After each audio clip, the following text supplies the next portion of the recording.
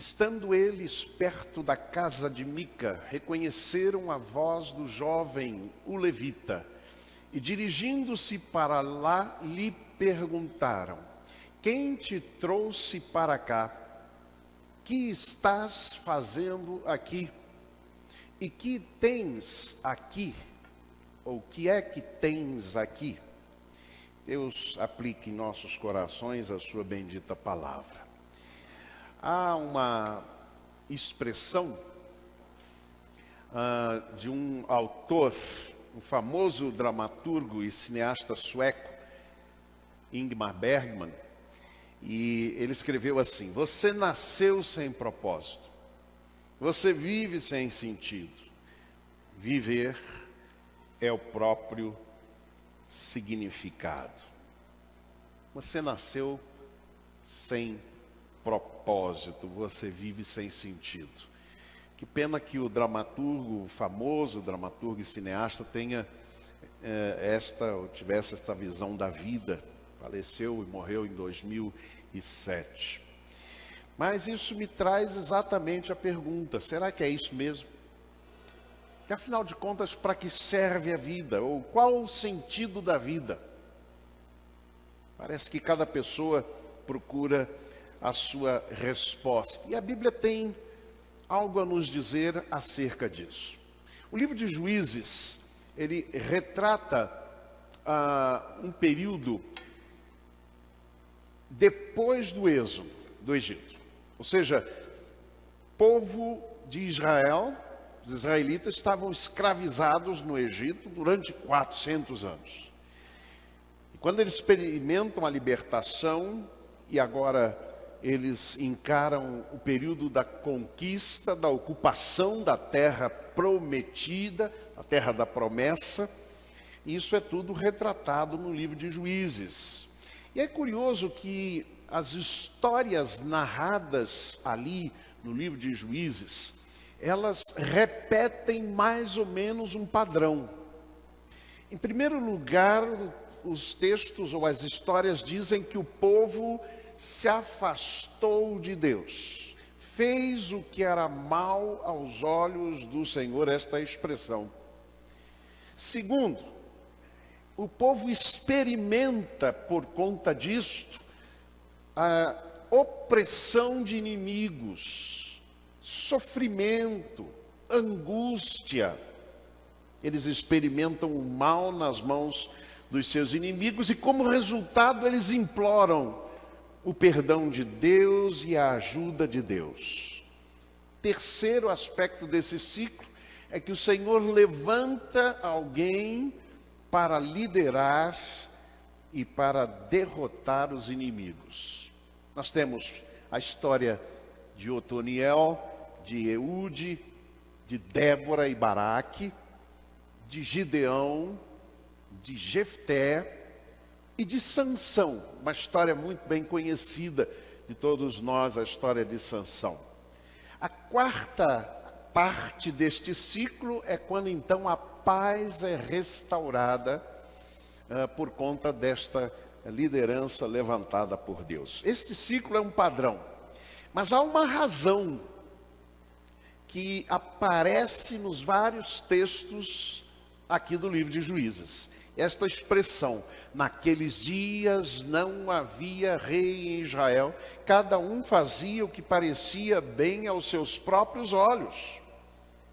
Esta é uma expressão que aparece diversas vezes e conclui inclusive o próprio livro. Ou a ideia de que as pessoas faziam o que bem entendiam, o que achavam acertado. Parece que aqui, quando se fala em rei em Israel, faltava alguém que os direcionasse, que os governasse, que os encaminhasse exatamente para aquilo que era o bem.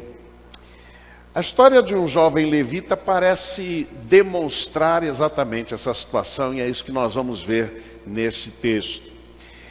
A história começa no capítulo 17 do livro de Juízes. Um homem chamado Mica, que roubara da sua própria mãe 1.100 moedas de prata. Então começa por aí.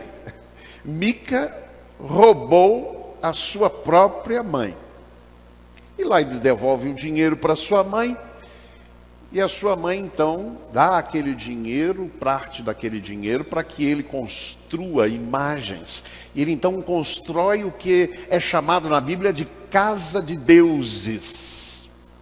Um jovem lá da cidade de Belém, lá onde Jesus nasceu, diz a Bíblia que ele resolve peregrinar, ele resolve deixar a sua cidade, sair da sua cidade. E a Bíblia diz assim: para peregrinar por onde quer que achasse conveniente. Isso para ligar aquela expressão. Naquele tempo não havia rei em Israel, cada um fazia o que achasse conveniente para si mesmo. Mica contrata este jovem como sacerdote daquela casa de deuses e o consagra. E olha o que ele diz quando consagra esse sacerdote para aquela bagunça e confusão que era aquela casa de deuses com dinheiro que tinha sido roubado. Diz assim Juízes 17:13. Mica diz: agora sei que o Senhor me fará bem, porquanto eu tenho um levita como meu sacerdote. Que coisa terrível. Se a gente fosse aqui explorar um pouco mais esse assunto, a gente ia verificar que está tudo errado aqui no caminho de Mica. Esta casa de deuses, obviamente, era algo totalmente fora do culto e da adoração ao Senhor. Mas certo dia, um grupo de danitas da tribo de Dan, eles vão passando por aquele lugar e eles ouvem a voz daquele jovem levita. E então eles fazem aquelas 3 perguntas que nós aqui colocamos. Quem te trouxe para cá? Que estás fazendo aqui? E que é que tens aqui? Estas 3 perguntas respondem à pergunta: para que serve a vida? Qual o sentido da vida? Vejam bem, a primeira pergunta é uma pergunta vocacional. Quem te trouxe para cá? O jovem levita definiu a sua vida a partir de um princípio de conveniência pessoal. Vou peregrinar onde achar conveniente. Mas tudo que ele faz em consequência disto está ligado a esta ideia, porque ele não segue nenhum princípio, ele não segue nenhuma orientação divina. Era levita. Pelo contrário, ele vai fazendo aquilo que ele considera o melhor para a sua própria vida. Por isso, quando lhe fazem a pergunta, vejam o que ele responde, capítulo 18, verso 4. Ele disse: assim e assim me fez Mica. Quem era Mica? O homem que roubou a própria mãe, o homem que construiu uma casa de deuses. Ele me assalariou e eu lhe sirvo de sacerdote. Agora, interessante é que os homens valorosos da tribo de Dan, diz a Bíblia que os danitas separaram 5 homens valorosos para irem até aquela região. E são eles que fazem esta pergunta. Observem que na pergunta deles há uma compreensão bem diferente daquela do jovem levita. Quando eles dizem quem te trouxe para cá, é porque eles compreendiam a vida ou entendiam a vida teologicamente, ou seja, com referência a Deus. Eles entendiam que um levita, de modo especial, deveria ter a sua vida orientada por uma relação profunda e próxima com Deus. Devia caminhar com Deus e não meramente andar para lá e para cá conforme lhe fosse conveniente. O apóstolo Paulo, em Romanos capítulo 8, versos 28 a 30, ele diz o seguinte: sabemos que todas as coisas concorrem para o bem daqueles que amam a Deus, daqueles que são chamados segundo o seu propósito. Porque os que de antemão conheceu, também os predestinou para serem conformes à imagem do seu Filho. E Paulo continua traçando o caminho da salvação. A salvação, no entendimento do apóstolo, é um chamado a uma vocação. E é por isso que em Efésios capítulo 4, versículo 1, ele vai dizer: rogo-vos que andeis de modo digno da vocação com que fostes chamados. Paulo estava aqui respondendo a pergunta: quem me trouxe para cá? Quem me trouxe? A salvação é um chamado de Deus. É um chamado para vivermos no altar do Senhor. É um chamado de Deus para vivermos em sua presença. E não meramente conforme achamos conveniente. É um chamado divino. Vejam que quando o povo de Israel, o povo de Deus, pede um rei para si, em 1 Samuel capítulo 8, 7, o que Deus responde a Samuel é assim: ouve a voz do povo em tudo quanto te dizem, pois não é a ti que tem rejeitado, porém a mim, para que eu não reine sobre eles. O problema do jovem levita é que ele não deixava Deus reinar sobre a sua vida. O problema do povo naquele tempo e no contexto do livro dos Juízes era que o povo não queria ser governado pelo próprio Deus. Não queriam experimentar o que é a vida sob o governo de Deus. Eu gosto da expressão de Isaías capítulo 7, quando diz assim, sobre o nascimento do Messias, e diz: o seu nome será maravilhoso, conselheiro, Pai da eternidade, príncipe da paz. Ele será conselheiro, será aquele que vai trazer a paz. Mas o texto seguinte diz: do aumento do seu governo e da paz não haverá fim. A experiência de viver debaixo do governo de Deus é experimentar cada dia mais a paz. E paz, sobretudo, com Deus. Por isso que Romanos vai nos dizer assim: justificados, pois, pela fé, temos paz com Deus. A pergunta então, quem te trouxe para cá? É esta: quem governa a sua vida? Você vive debaixo do governo de Deus? Você tem experimentado a paz que é o fruto da vida sob o governo de Deus? Segunda pergunta é a pergunta funcional. O que estás fazendo aqui? Quando os 5 valorosos danitas ouvem o jovem dizer que serve a Mica como sacerdote, imediatamente eles dizem assim: olha, consulta a Deus, para que saibamos se prosperará o caminho que levamos. E a resposta daquele jovem levita é imediata. Preste bem atenção nesse detalhe.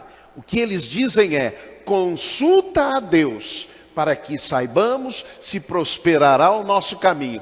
O que aquele jovem responde? Ele diz simplesmente assim, está lá no verso 6 do capítulo 18.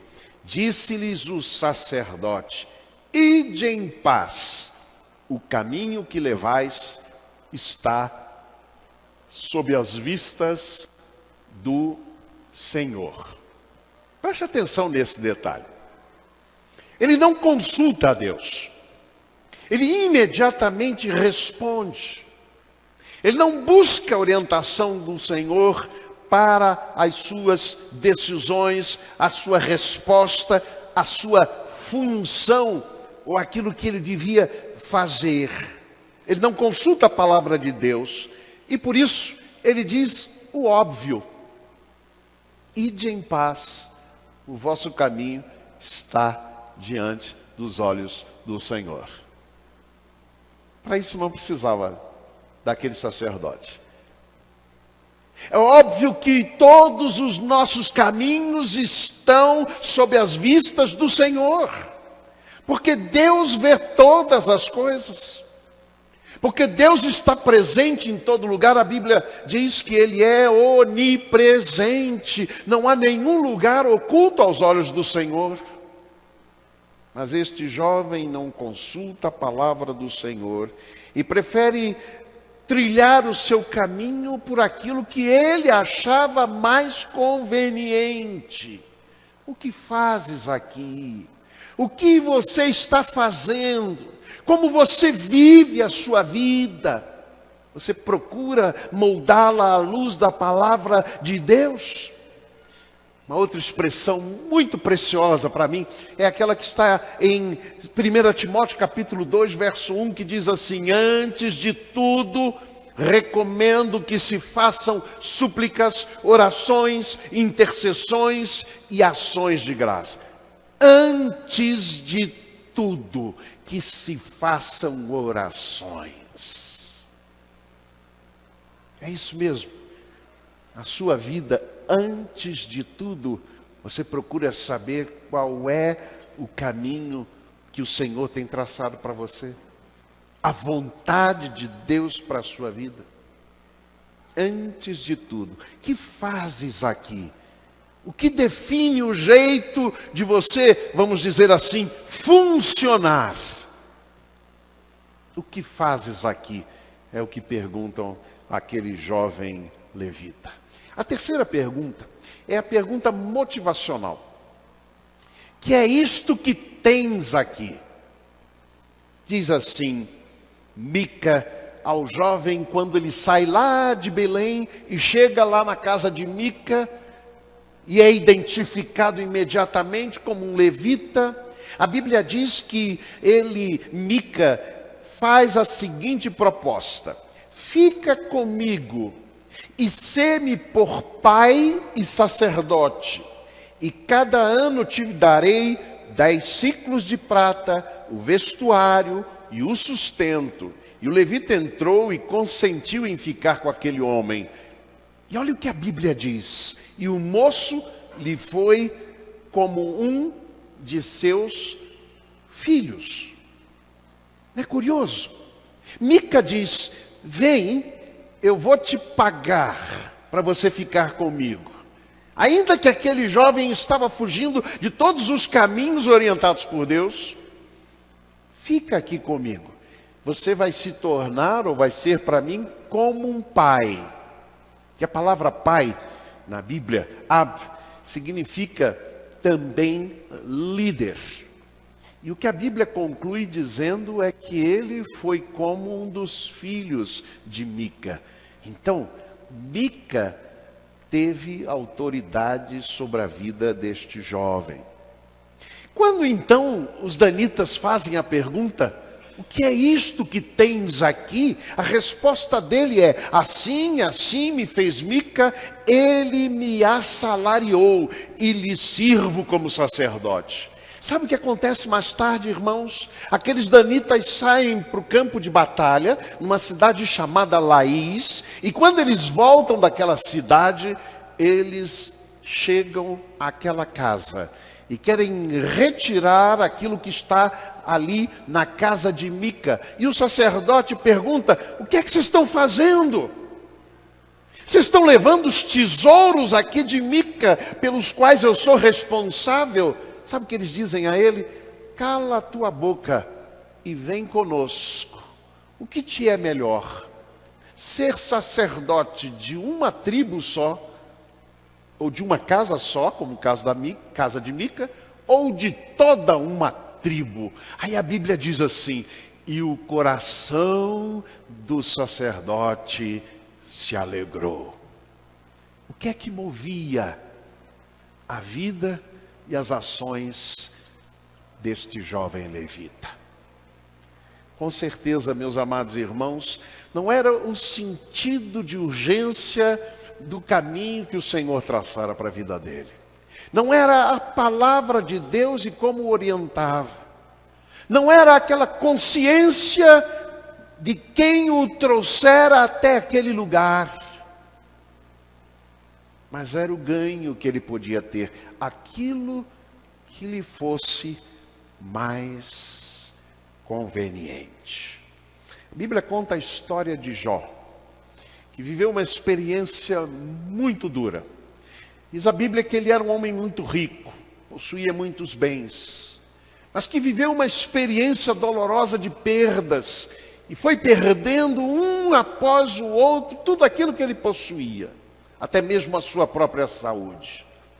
E 3 amigos começam a dialogar com ele, e um deles, em Jó capítulo 22, versículos 21 a 28, ele diz a Jó o seguinte: reconcilia-te, pois, com ele, e tem paz, e assim te sobrevirá o bem.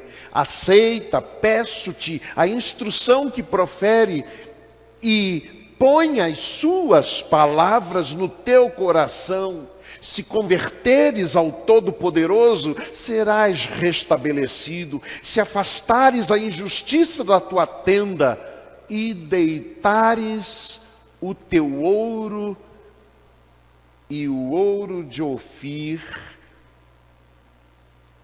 entre as pedras dos ribeiros, então o Todo-Poderoso será o teu tesouro. Preste bem atenção nesta expressão.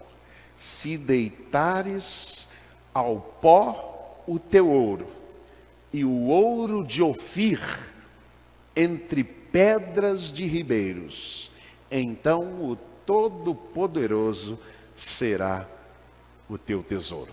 Sabe o que era o ouro de Ofir?